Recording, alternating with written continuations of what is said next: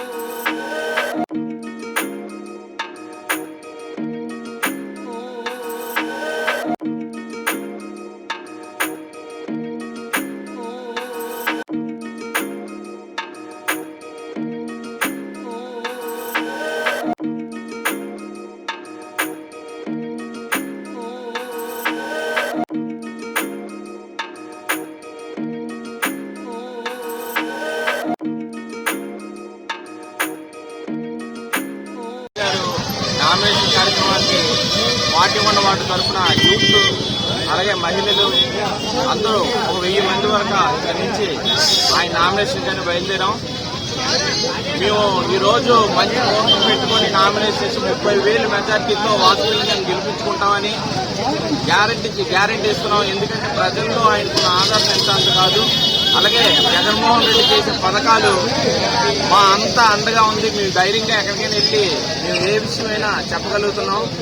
మేము ఇంత చేసామని చెప్పగలుగుతున్నాం.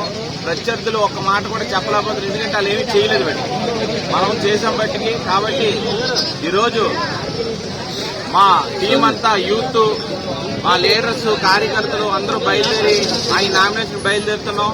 కాబట్టి ఈరోజు మన బొత్స ఝాన్సీ గారికి అలాగే మన సుబ్బారెడ్డి గారికి, కోలా గురువు గారికి అందరికీ ధన్యవాదాలు తెలియజేస్తూ చాలా